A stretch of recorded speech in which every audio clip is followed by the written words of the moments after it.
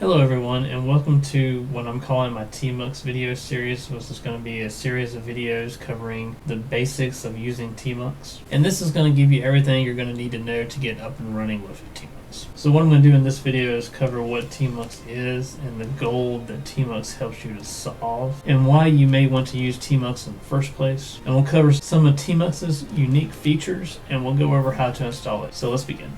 So what is tmux and why should you care about it? Well, you are seeing tmux in front of you right now. At first it may not look like too much, but it can turn your workflow into a single window to multiple windows that you can use at the same time. tmux is what is known as a terminal multiplexer, and a multiplexer simply allows you to have terminals inside of terminal. In order to use tmux, you simply have to type tmux, then press enter. And once you do that, you are using tmux. Now at first it may not look a whole lot different, but the one thing that stands out is this footer at the bottom of the tmux window. That's one way to know for sure that you are using tmux, because there is a green footer at the bottom of the window. Once activated, tmux itself becomes what you are primarily working with within the terminal itself. So you can still enter in all the same Linux commands as you normally would. There is no difference whatsoever when it comes to that. But with tmux, your session stays persistent even when the window gets closed. So let's say that your internet connection drops while you're SSH'd into a remote server. Any tasks that you had running inside of tmux will continue to run even without that internet connection, because the tmux terminal stays persistent. I want to stress the fact that tmux will keep your SSH session running in the background even if you lose your internet connection. The tasks you have running will continue to run. That's one really cool feature of tmux that makes it really useful in managing remote servers. So let's take a look at activating tmux in this shell session here to see how we can start using it. And the first thing we'll need to do is make sure that tmux is in fact installed. And one way we can do that is by typing command-v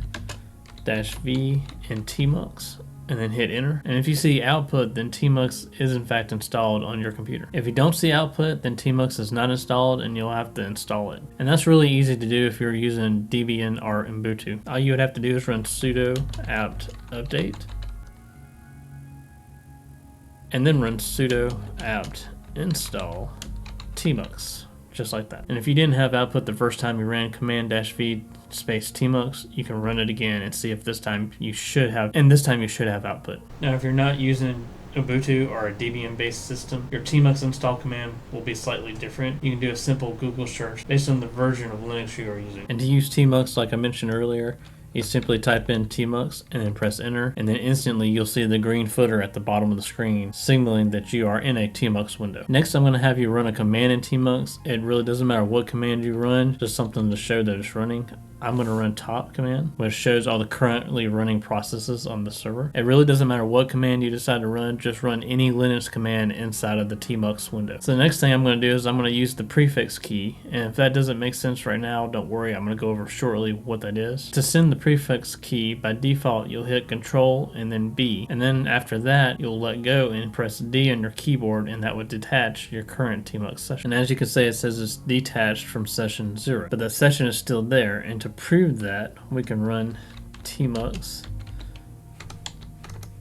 list-session, and it still lists that session that's still running in the background. But everything that was running in that session is still running in the background. So as long as I don't close that tmux session or reboot the server that it's running on, anything running in that session will continue to run. If I want to reattach that session, I simply run tmux attach, click enter, and there's top still running in the background. And so everything is still running within the session because nothing has happened. All you did was detach from the session and then reattach to the session. And this is a really useful tool for system administrators to remotely manage any type of servers that they may be managing. So to review what we have done so far, we have activated tmux and we have ran a command inside of tmux, and then we detached from the tmux session, and then we reattached to the tmux session. To do pretty much anything inside of tmux, you first need to use the prefix key, which by default is Control B. Then after you hit the Control B, you give tmux a command or some sort of instruction. In our case, we hit the D key to detach the tmux terminal. By using the prefix key, you're telling tmux that whatever you're about to enter is for tmux itself and not for the underlying shell that is running. So since I've sent the prefix key, all I have to do is enter in whatever command I want to and detach from the terminal without closing it is D on the keyboard, so I'll simply hit D, and instantly I get the message saying that the session has detached. And then when we ran tmux attach, we're telling tmux not to start a new session, to attach to the currently running session, to reattach to the currently running session. If I had simply ran tmux by itself, it would create a new session, but I didn't want to do that. I wanted to reattach to the session that's currently running in the background.